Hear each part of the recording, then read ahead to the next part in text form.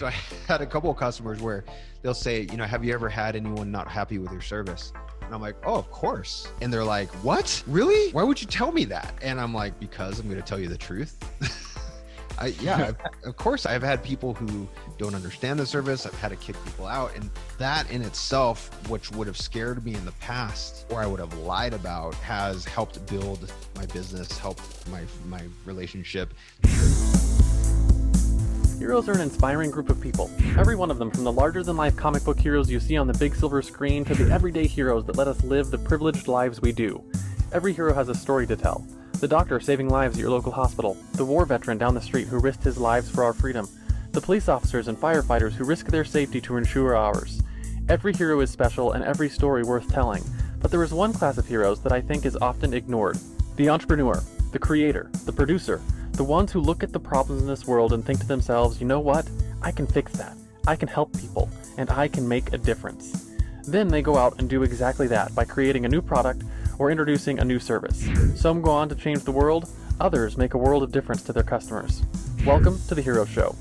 Join us as we pull back the masks of the world's finest heropreneurs and learn the secrets to their powers, their success, and their influence, so you can use those secrets to attract more sales, make more money, and experience more freedom in your business. I'm your host, Richard Matthews, and we are on in 3, 2, 1. Cool. So you said something else too that I kind of want to touch on a bit, because I think at least people like me and you, I'm not sure how many people are like this, but you hit a point where you're comfortable. Mm-hmm. And being comfortable as an entrepreneur is dangerous. Yes. Because being comfortable means that you can stop growing, and everyone knows if you stop growing, you start rotting. Yep. And so you have to continue to grow. So I'm curious, how do you deal with being comfortable and still knowing that you need to grow and push forward? That's a really like a question that I've never really thought of, but I want to put this into words that would make sense for everyone, is that I never really truly get comfortable. I actually become very uncomfortable when I'm on vacation, when I'm not doing stuff, and so I might be comfortable in the sense, and don't get me wrong, I love spending time with my family and love being on vacation and so on and so forth. I find it fun creating new things, and I find it fun like learning new ways of doing stuff. What I do get comfortable in doing, and I've actually seen it's not a bad thing, no matter what, there are a couple of things that are gonna happen. One, when you have a good product or service, you're gonna get competitors. So you have your competitors coming. You're also going to, there's a lot of forces against you. You have your competitors, just like with your push button podcasting. When people start seeing what you're doing, you know, you're going to be able to ride that wave for a while, but then people are going to be like, huh, I can do that too, or try and do it at least. Right. And it's always going to happen. You know, you can't, like a very good portion of the book called Rework talks about, like, who cares about your competitors? Like, don't even worry about them, but know that they're there. Know that that's going to happen. So you have your competitors that are coming no matter what. You have market forces just in general. And you have, you know, what is that called? Like the zeitgeist, like where certain things are going to not be relevant anymore. Yeah.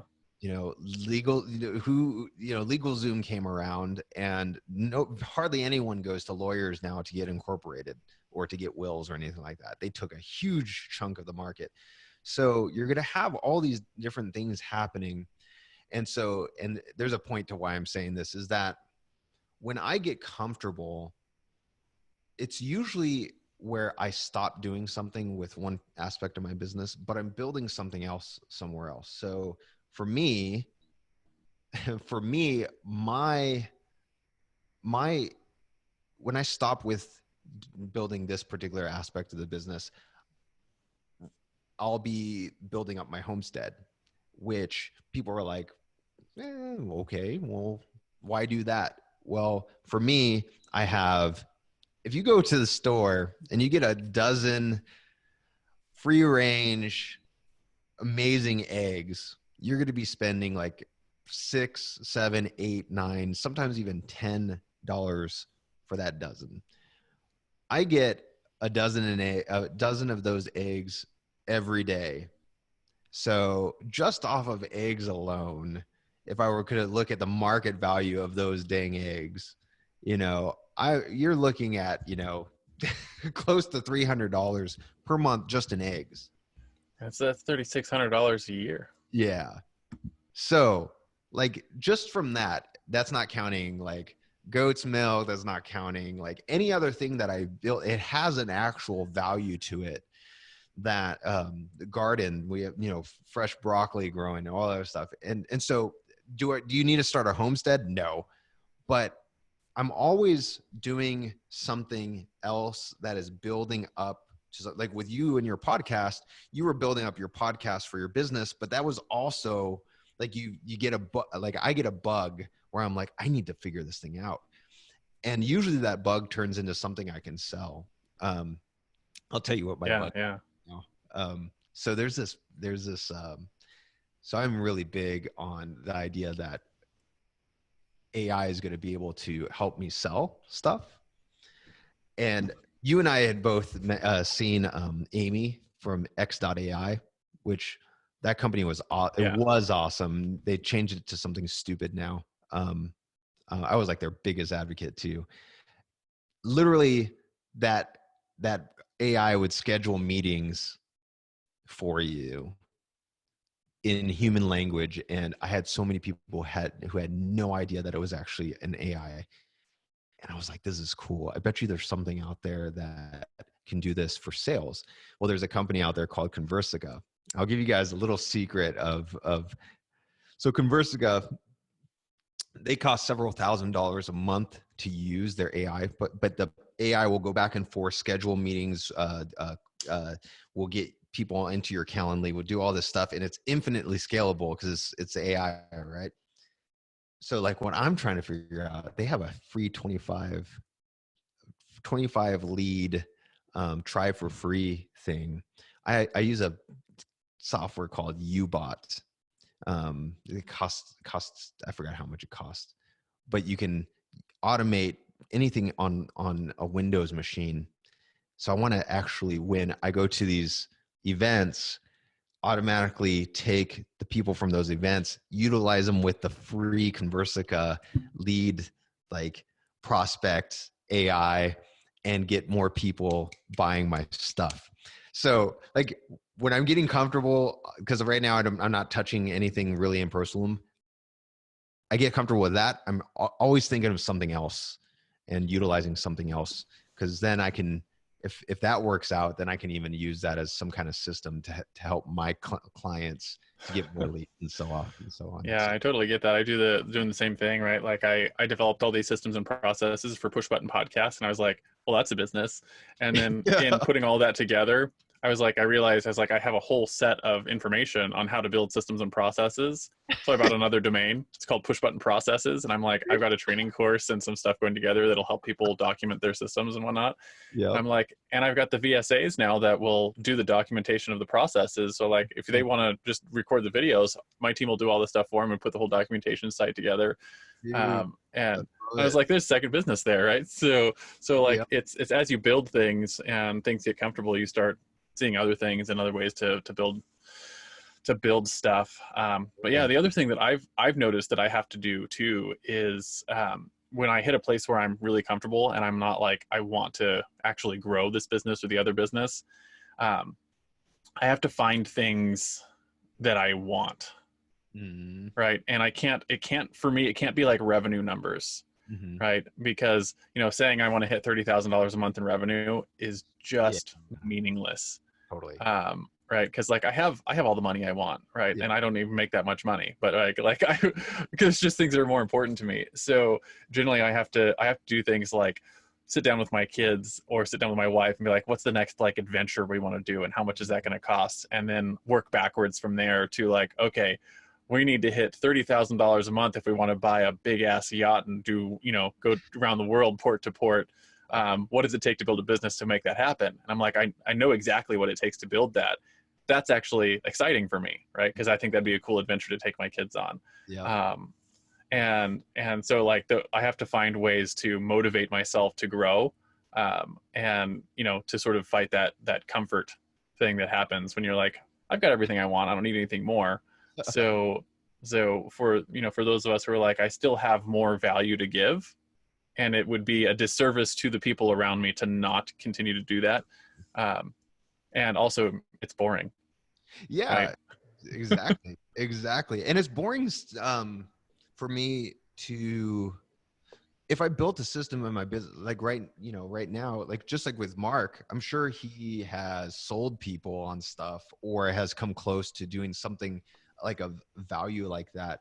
My general manager like actively builds my business, and I give him bonuses and things like that for doing that. So I'm kind of like, that's good. So, how, like, there has to be other things out there, just like you said, is stuff that challenges you, that's also really cool, like a little, like really cool goal to get to. So like, for me, the last thing was this is going to sound dumb, but was this wild cat house, this feral cat house. I'd never built anything like structure wise in my life. And I'm like, I'm going to have a gabled roof. I'm going to do all this stuff, and it's going to be awesome. And I literally spent like 3 or 4 weeks building this thing. It was the most frustrating thing in my life. These hands are dainty.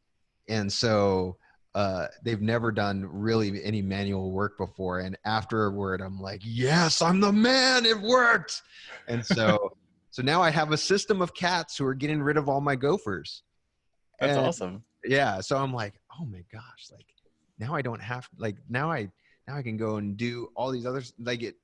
So yeah, it's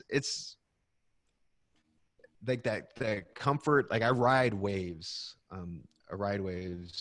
There's one of my favorite books is Paralandra from C.S. Lewis, the Okay. second book in the Space Trilogy. And they're on Venus. I'm going to spoil it for everyone if they have never read it. And there's no land except for one fixed land. Everything else is these floating islands. And part of the gist of the book is that the person, I'm not going to ruin it all, but the person who lives there is used to riding the waves, where we are like constantly like, oh, I've lost motivation here, but I want to do this thing. I should be doing this thing over here, even though I lost motivation. We have to get used to riding waves. And if my wave is toward AI and learning how to build natural language programming stuff, I'm going to do that. If it's chicken coops, I'm going to do that. If it's V.S.A, building more V.S.A stuff, I'm going to do that. But being used to riding the wave that God's sending you and just enjoying it. I mean, Yeah. enjoy. My current wave that is not business related, it's more on the goal side for my family and doing stuff, is my son has gotten really into the Pokemon trading card game. Yeah, I saw you Yeah. like And you're in front of one of the Pokemon yeah, uh one of the regional tournaments online. And so I was like, I was sitting there and I was like, we were at the tournament. And he's like, I want to play this. And I played it a lot as a kid. I still have like a thing of like my cards from 20 years ago. So I pulled him out, and we were at the thing, and I was like, this is why I earn money, right? This is why I do business, is for stuff like this. So I sat down with my son, and we spent like $1,000 so cool. on Pokemon card things, and we bought decks, and we bought training sleeves. And oh look, I actually have one sitting on my desk. I bought little like metal boxes that you put your deck in and stuff with them, and damage counters. And I started teaching him how to play, and we played a couple of games, and we went back the next day for the second day of the tournament, and we got involved in like a raid battle, which is like a competitive or cooperative thing that you compete against a big competitor. And it was super cool. And he's like on fire. And it's really cool for me, because it's like I got a bit of nostalgia in there, and like it's a high level strategy game, right? That you can go all the way down to like 10-year-olds who are using it who have no strategy at all. And they're like, I just want the, the pretty pictures and the damage is where my son is at. But like, we've gotten to have a lot of discussions over the past week about, strategy and thinking and stuff like that. And I'm like, that's really cool for me. And for him, and it's something we can connect on. And it's like, I'm looking at him like, hey, the next regional tournament's in Toronto and we're on our way up the East Coast. So maybe we'll go to Toronto and do that kind of stuff. So yeah, like you just ride the waves when they come. Right. And to your point, 5 minutes to freedom, when you have the freedom in your business to chase those things, that's a cool place to be in. Yeah, for sure. And that's the ultimate goal. And I actually just posted something on LinkedIn today. It was from David Hannemeyer Hansen, who was one of the rework guys. And he said, like, we're like, most entrepreneurs are told that, if you just compress your time and you hustle and hustle and hustle and you do all this hard work, eventually it's going to pay off. If what reality is, if you can build something where you're making enough money and you're giving you have enough free time, which is way more important than money, to spend time with your family and to do the things that you love, like Pokemon. For me, it's my oldest daughter and we love Final Fantasy. So the new remake that's coming out, like, that's like our thing. Final Fantasy VII. Nice. What system is that coming out on? Oh, it's on all of them. It's so PS, PlayStation, and Xbox, and PC. So we do it on PC. Yeah, dude, that's what is most important. And building a life like that, like, I used to actually have I used to look at these big businesses and see these, CEOs, and even if they had 20 people and they had their office, I have family members who are just like that. And I'm like, wow, that's amazing that they're able to do that. And now I'm like, that sucks. It sucks. They have to I don't want it.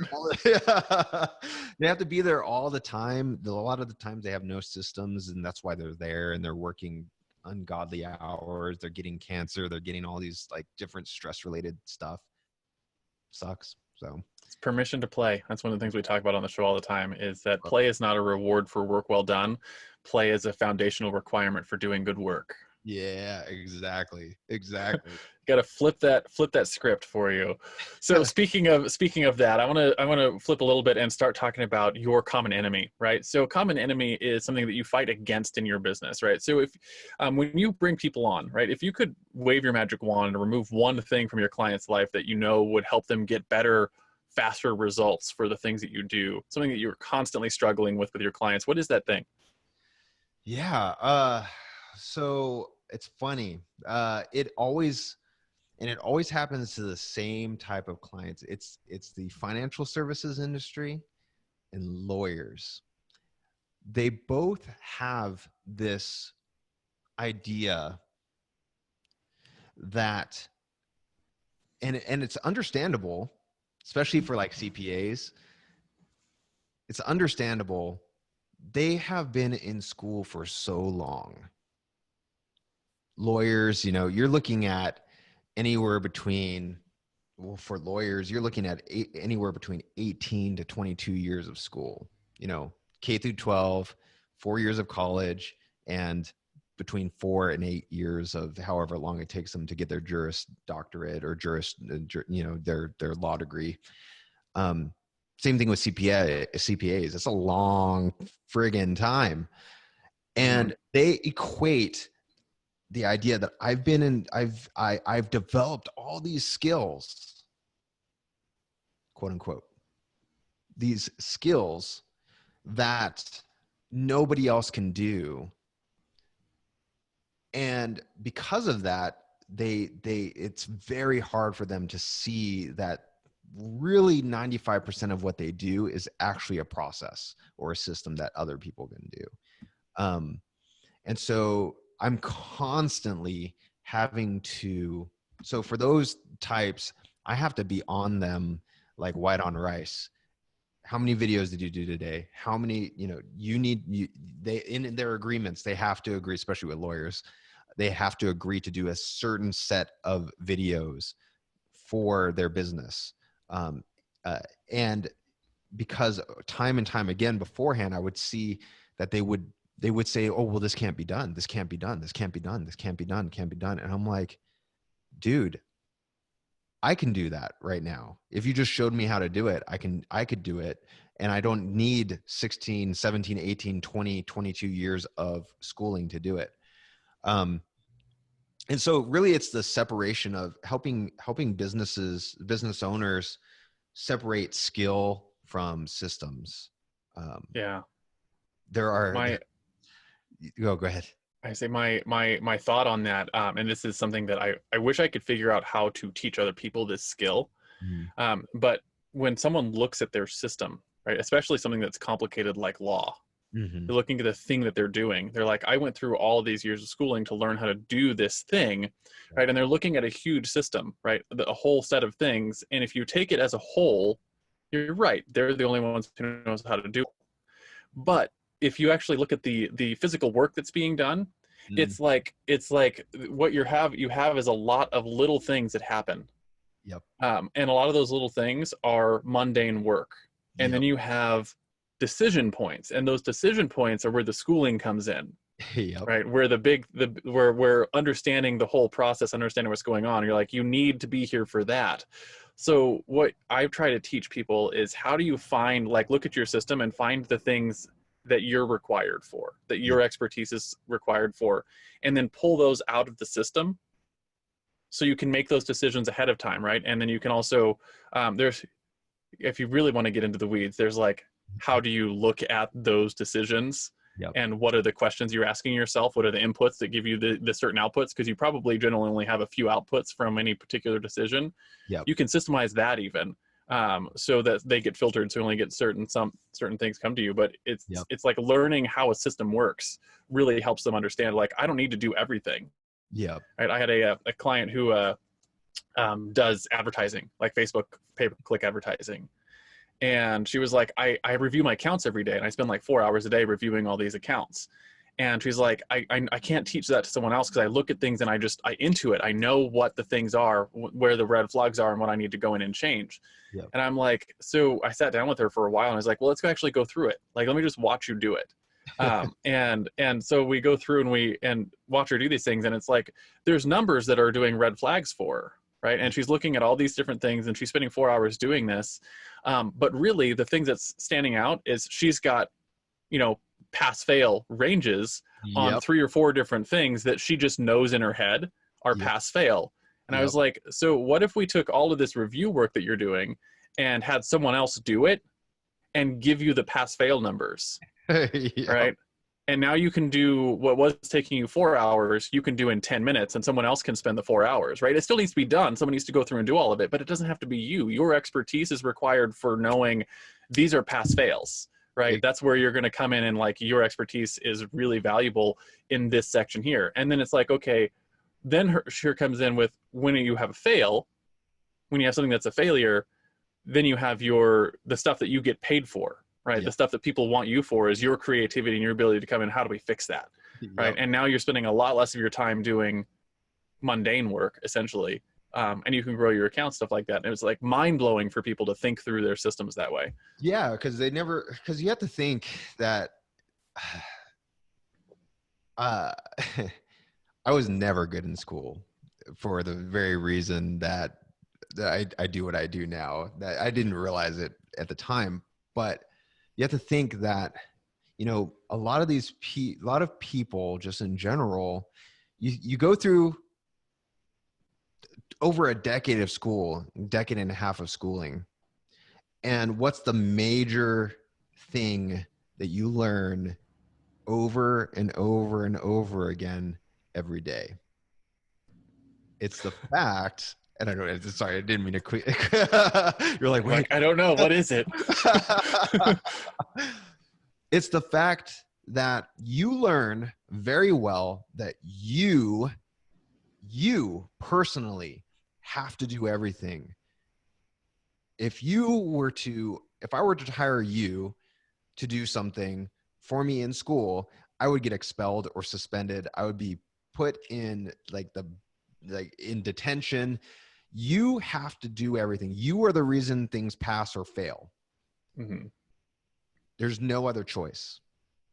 And so, when, like with your customer, a lot of people have it ingrained that I've learned all these skills. I'm the one that has to do these things.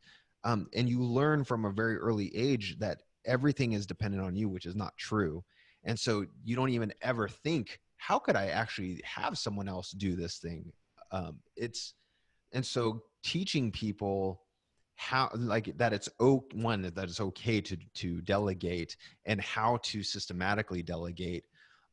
It's just something that's very foreign. It's a lot of people, especially like I said, lawyers and CPAs, financial services, they literally have like an adverse reaction to letting somebody else do something Yeah, as yeah. well. I've had this discussion with my son, because it cracks me up, and I love it to pieces. But I have told him, I was like, for your house chores, for schoolwork, we're still at the point where he's like you have to learn math and you have to learn English, because like if you can't communicate, you can't move forward in the world. So like you do actually have to learn those things. But like for your chores, like I just care that the dishes get done. Right? Like if you can find a way to delegate it and find some other kid who's willing, like you have some sort of value he wants to trade, and you can delegate it off to him and do it, more power to you, kid. Right? Like like I'll even help you devise systems that come up with that. But and he hasn't got anywhere with that yet, but he was certainly thinking about it. And he was like, so you're telling me if I had a product that I was selling and I was making money for it, and I had another kid who wanted to, who would work for it, and he could come over and do my chore for the dishes? And I was like, absolutely. Yeah. Like if you build the systems and put it in place that you've got the income coming in to pay another kid to do your chores, as long as they get done. I love it. I love it. Oh yeah. And that's to me, it's a valuable lesson. Of course you have to learn, enough. Like I honestly, if I needed to do anything calculus wise and hire someone to do that, or if I needed something, I would hire someone to do that. Same thing with programming. You don't have design. I mean, you maybe have design skills, but I don't. I hire a designer. I don't need to learn the rule of thirds or anything like that. Um, it's funny, like when I'm giving these talks, uh, separating the skill from the system, people are blown away when I'll bring up all these different these different people. So for example, I'll put up a slide that has Claude Monet on one end, and I'll be like, hey, who's this guy? Nobody knows who he is until I say, and they're like, oh yeah, Claude Monet. He creates beautiful landscape art and very famous, and his paintings go for like hundreds of thousands of dollars. And then on the other side, you see a guy in Shanghai, China, doing a hand-painted Claude Monet. So you have Claude Monet, who is highly skilled, highly creative.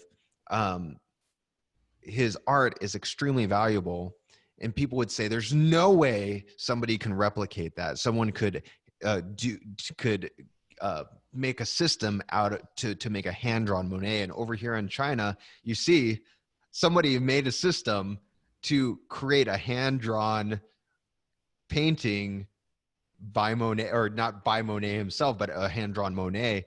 And so you could literally say, yes, I have a hand-drawn Monet in my house, and please all your neighbors who come in, and they'll go, oh wow, I didn't know that. It must have cost you thousands and thousands of dollars. The skill was from Monet, the creativity, the innovation was from Monet. But once that thing was done and created, it now can become a system that other people can create, make the exact same thing. Mm-hmm. They don't have to have that same skill. Yeah, yeah. That's actually, to your point, that's where competition comes from. Yep. Exactly. And so, you know, so yeah, I mean, that's the big thing is I always see that common denominator is that, you either have a choice. You can let go and realize that most of what you do is a system and enjoy it, or you can fight it to the nail until your competition overtakes you. Or until you get old and Burnout. die of stress. Yep, exactly. so the flip side of that, if your common enemy is the thing you fight against, your driving force is the thing you fight for, right? Just like Spider-Man fights to save New York, or Batman fights to save Gotham, or Google fights to index and categorize all the world's information, what is it that you guys fight for at Prosulum? Yeah, it's a I love your questions, man. They're like the best. It's so good. I'm pretty opinionated, and I used to hold back a lot, but for me, I want people to be able to work themselves out of business so that they can build families.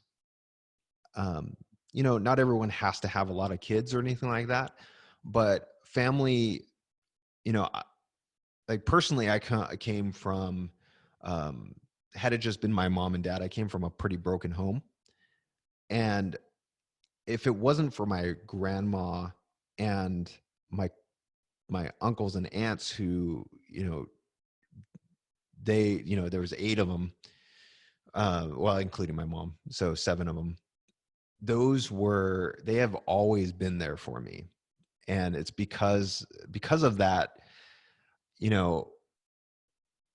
I want people to be able to spend, it's crazy to think that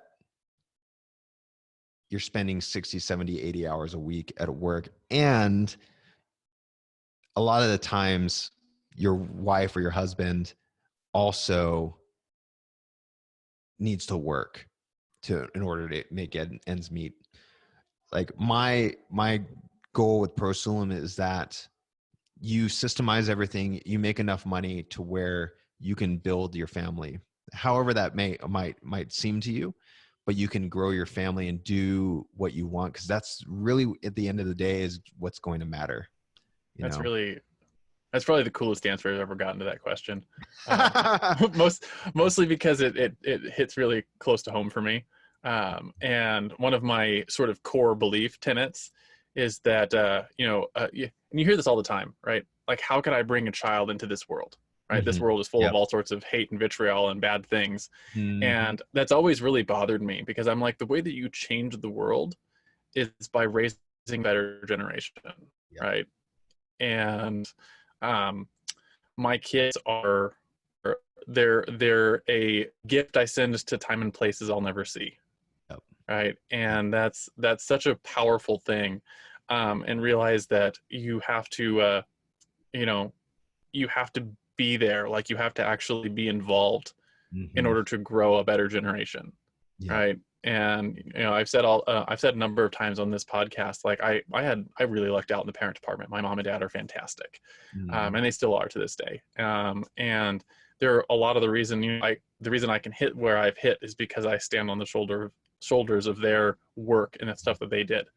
And looking back at my childhood, the thing that I wanted more of was I wanted more of my parents. Yeah. Right. Yep. And they both worked full time, and my dad was a highly skilled scientist in his field. And sometimes, he worked 40 hours a week most of the time, but sometimes it was 60, 70, 80 hours a week when they were doing on things like, he actually worked on some Challenger missions. And, all the way back in the day, he's got some of his work is on the Voyager satellite that they are still hearing back from. So like, he worked really hard, and like he would get sent out to White Sands, New Mexico with his top secret clearance or whatever, and couldn't tell me what he was working on. And so like he was doing cool stuff, and we always had like, I just remember looking back and thinking my childhood is like the times that he was at home, right? Because he was home for dinner a lot of the times, but the times when he was like, hey, I've got 2 weeks off and we're going to go play. Like I wanted that all the time. Yep. And so like for me, it was like, how do I do that for my kids? Yeah. And that was sort of like a motivating factor, is how do I build a business that lets me build my family? Yeah. And you're doing it like with Pokemon tournaments and just being able to be there at it really at any time. I know that you do lunch like all the time, right? With your kids, like things like that it goes a long way. Like and that's where I don't think that I could not imagine going through, and because I fell for this, by the way, for quite a few years of hustling and hustling and hustling, uh, and retiring at 65 and then enjoying my kids. I fell for that lie. In my opinion, it's a lie.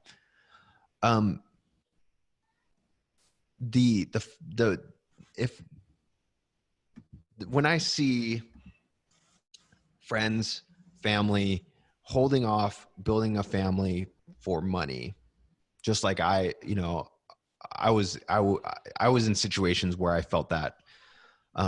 Thankfully, God, we had kids and we just kind of went for it, and things work out. It'll always work out. But when I see my kids out on our land, just having a blast, like that's what I want for people. Like when I'm on sales calls and people hear my roosters in the background, I'm like, sorry, that was my rooster. Turn off. Or if I'm out and about with my kids at like it's kind of like a Boomers. It's kind of like a miniature golf place, and a client calls and I'm like, oh yeah, I'm just with my kids or whatever. That's what I want for everybody, is just to, I mean, it doesn't have to, Yeah. you don't have to have, it doesn't have to be this 8 hours a day, 7 days a week, which a lot of people do, hustle until your kids go away and you realize, crap, I didn't even know them, so. Yeah. And I know, like, on the other side of things too, it's very common nowadays to hold off having children Mhm. for finances, or to not have children at all. Like our birth rates are declining all across the globe because people are Totally. not having children. And I find that it's distressing on a social, economic, political level, because if your birth rate drops too low, then we have like problems with culture sustaining itself. But outside of that, it's sad, It's sad, because children for are the sure. light of your life. For sure. And it's interesting because, like, I remember I've had this discussion with my brother a couple of times. He just hit 30, and I remember 6-7 years ago when my son was young, and telling him, I was like, don't, like, I know you don't want to have kids now, and that's fine, but it's like, don't push it off too long. Yeah. Right. And he's at the same point, he's like, I don't know that I ever want to have kids. I'm like, that I promise you that will change. Like, I promise you. I was like, you think that guys don't have a biological clock? They absolutely do. Totally. And, and you will want to have children at some point. And like, it was cool because I just, we've been talking a little bit lately, and I know him and his significant other are talking about possibly adopting a kid. Uh-huh. Um, and I'm like, it's like, that makes my heart happy. Totally. Not the adoption point, but like him actually becoming a dad, because I know, like, that it changes you, it changes who you are, it changes your motivations. And it's one of those things, like, there's a lot of stuff in this world that, be like, if you don't have the personal experience, your opinion, like, does still count, right? Because you're a functioning member of society. But Mhm. like, parenting is just like, it legitimately changes who you are. And until you've actually become a parent and you realize that you're not living for yourself, you're living for someone else, For sure. I think it's a huge motivation to Yeah, I change. mean, yeah, and it's always fear, man, and a lot of that comes from, wanting the fancy pants and lollipops that come from corporate, or even with if you're a business owner, like, I have to do this, and not just like having fear of letting go, and systemizing and delegating. There's so many different ways you can do that. And Yeah, so I actually recently had, and I'm not, like I said, you have as many kids as you want or no kids, but yeah, kids is way better.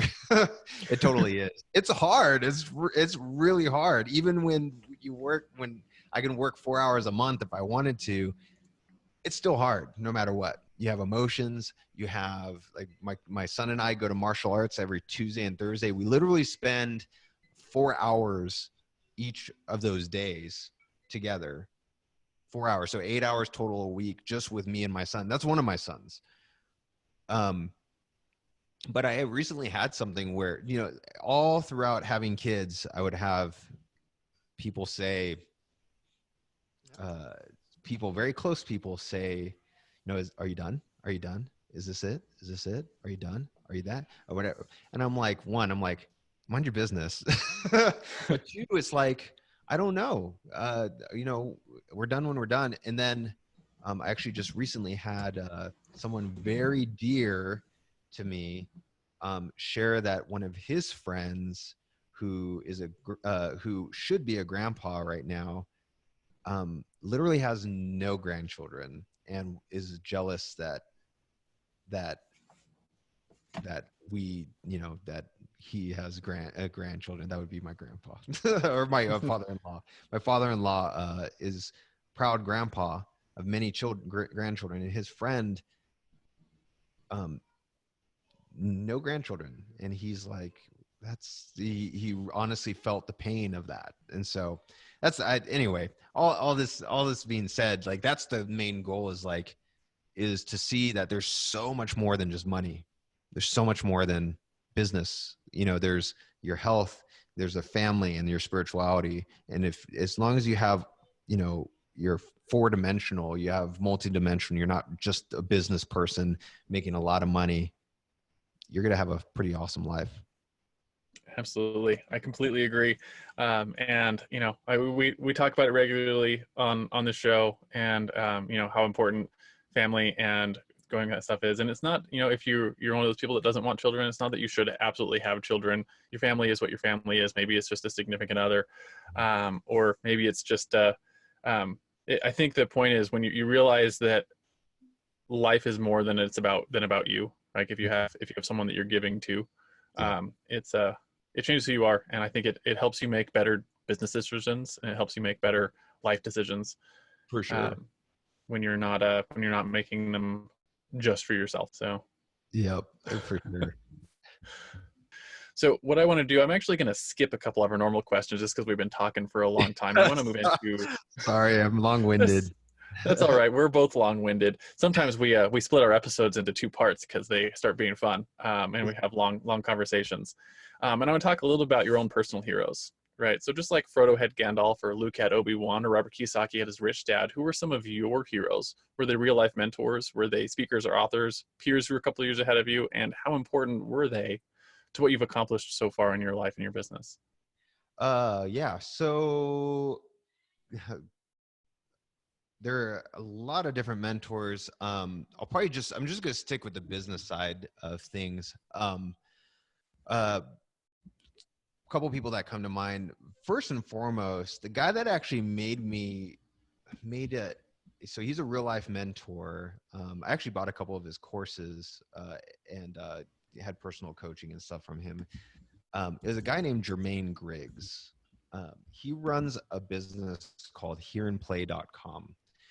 And he also created this thing called Automation Clinic. He was the first one that I ever met a few years ago who utilized Infusionsoft. I don't use Infusionsoft now. I use ActiveCampaign just like you do. But he utilized Infusionsoft in a way that I was like, holy crap, you're able to scale personal attention utilizing this software. Like most people, what they would do is, you'd have your automation, your autoresponders, and it would go out one day, and then the next day, and then maybe a week from now or whatever. Like he would do things where he would strategically ask these questions, and then it would put you on this path over here, and it would send you gifts in the mail. It'd call you, it'd text you, it'd do all these different things. And I'm like, I did not realize you could do this. And he created a 9-figure business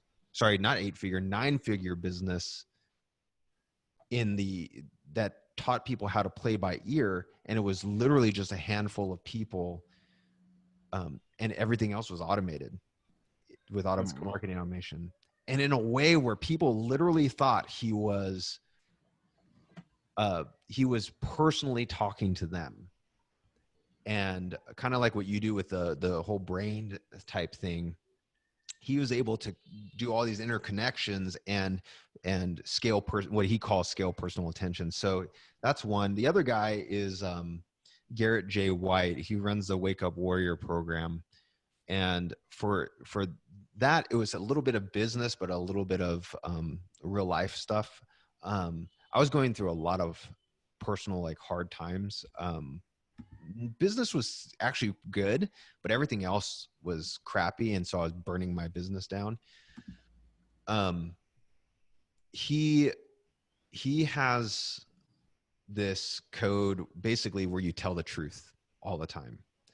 And so hence, like, when you brought up the my background that you see as we're on this Zoom call, that it looks like an office. I could have said, "Oh yeah, well yeah, thanks, man," or yeah, and hide that. But I'm like, immediately, I was like, no, it's just a green screen. And that might sound small, but for a lot of different things in my life, I was lying, even little things. And so it's actually helped my business. It's funny, I've actually had customers who are, so I had a couple of customers where they'll say, have you ever had anyone not happy with your service? And I'm like, oh, of course. And they're like, what? Really? Like, why would you tell me that? And I'm like, because I'm going to tell you the truth. Of course I've had people who don't understand the service. I've had to kick people out, and that in itself, which would have scared me in the past, or I would have lied about, has helped build my business, helped my relationship. There's a lot of other things involved in it, but yeah, those, I would say those two. Oh, actually, let's do three. And then David Hannemeyer Hansen, Jason Fried as well, which they wrote Rework. They created Basecamp, run a company called, or they used to run a company called 37 Signals, which I think is Basecamp now. The way that they do business is how I emulate most of my stuff. Very different than your typical way of doing business.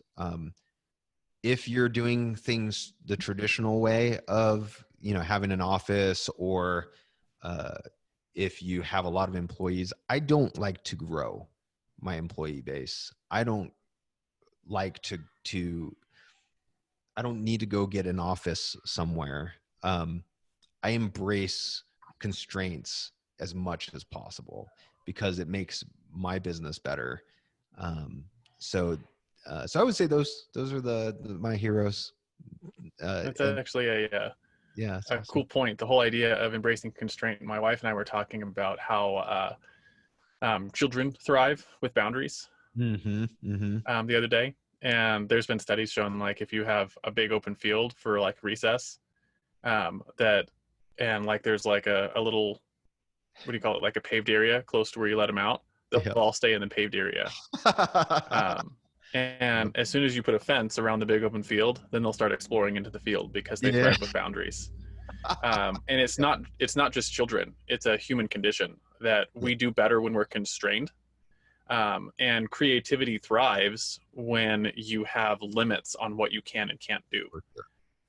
Where you're like, I have to be able to do this in this sort of set of circumstances, right?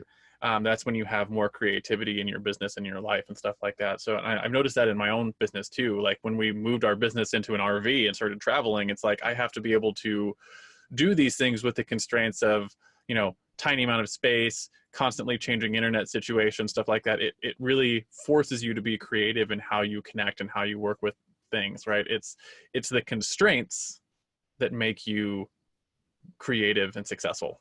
Yeah, exactly. And there's been so many times, even now, like where I impose constraints on myself or on my clients.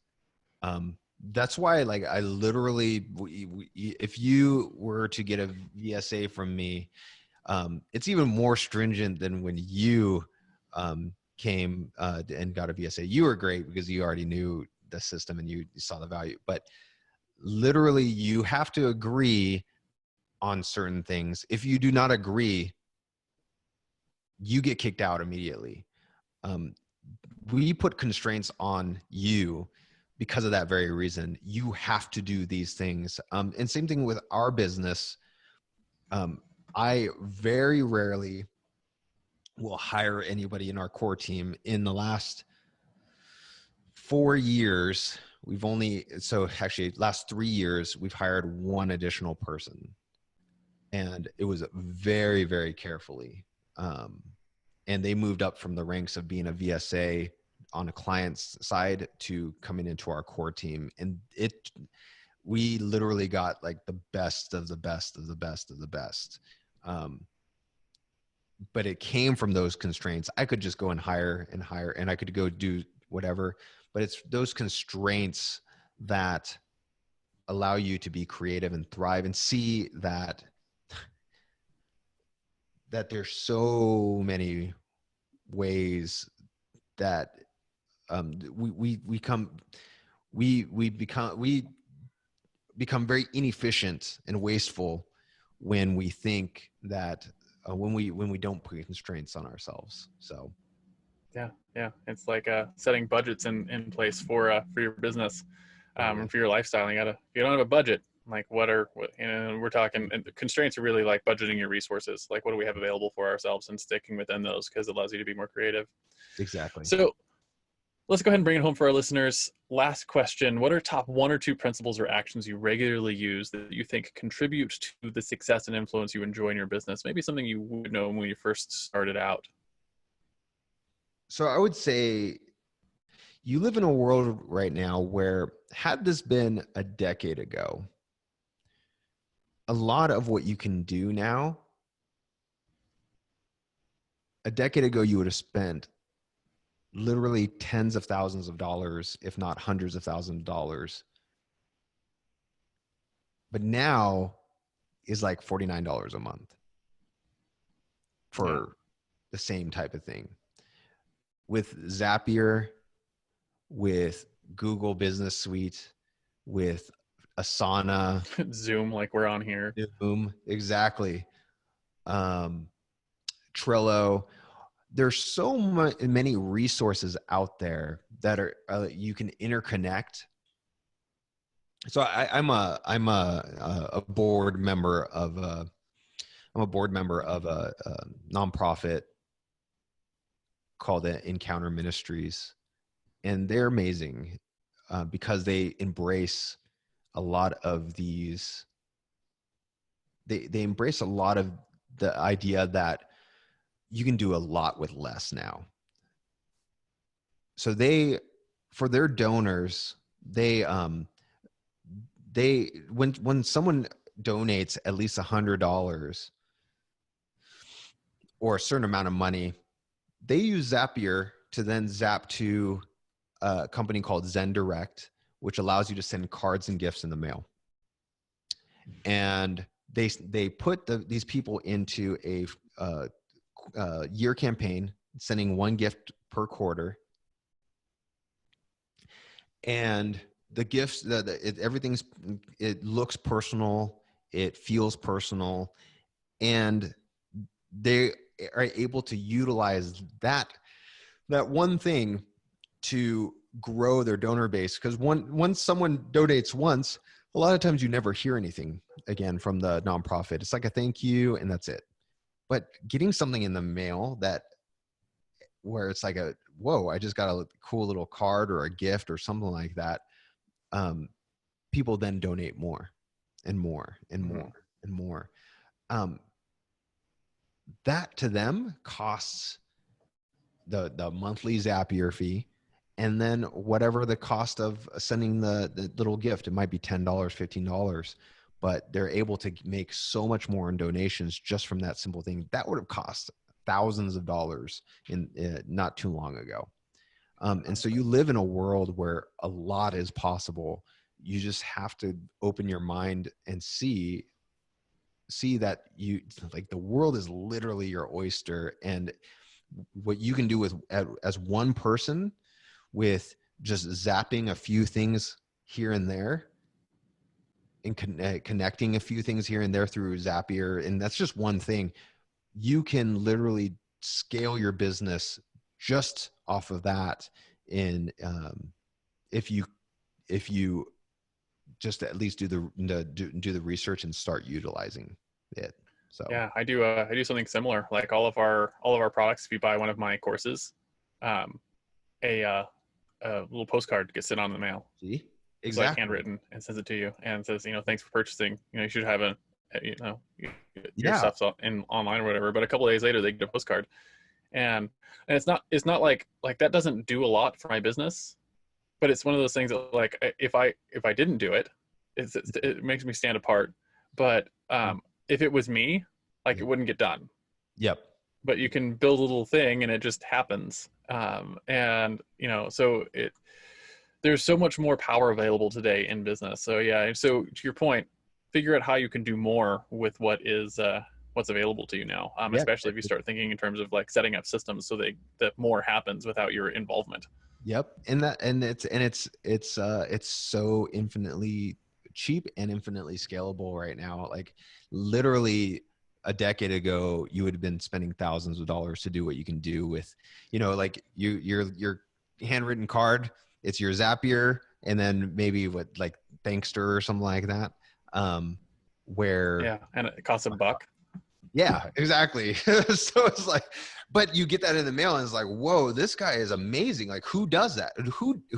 Honestly, who does? Yeah, Nobody. I have one of my products is a $7 like tripwire, Mm. right?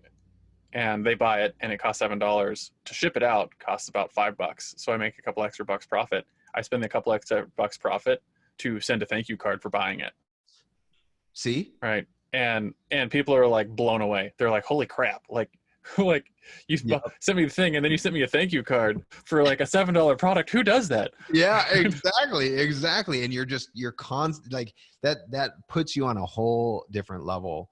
And the more you can do, and the more you can do stuff like that, you have the ability to just with like under $100 have the ability to do so much more than your competitors, but nobody does it because they're so used to hustling themselves. So Yeah, and it's not hard. Like it's really not.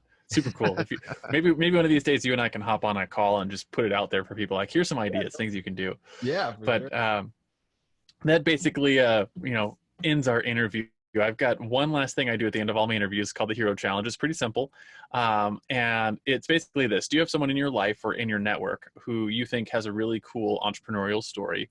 Who are they? First names are fine. If you don't have their permission to share, and why do you think they should come on the Hero Show and share their story? Ooh, yeah. I would love to have Paul on. I think he would, because he comes from a very different industry, the restaurant industry. Margins are extremely tight, very old industry as well. Mm-hmm. Um, and he has grown, like he flies to Qatar and helps build brands and things like that. Guy's amazing. And he utilizes the stuff that you do with your systems and V.S.As and so on for building up really big franchises and brand names. And I think he would be awesome. That'd be cool. Yeah, we'll reach out, see if we can get Paul on the show afterwards. So that finishes up the interview. Last question, super easy. Where can people find you if they are looking to hire a virtual systems architect, or they want to listen to 5 Minutes to Freedom? Where can they find you? And more importantly, who are the ideal type of people to reach out? Oh, that's cool. So yeah, you can find me at prosulum.com, prosulum.com. Yes, that's a very horribly branded company, but it works. People love it. So you can go there. Actually, I have a free 4-video course series on over there. And then freedomin5minutes.com. There's like a master class and stuff like that. Their business process scorecard, a bunch of other stuff.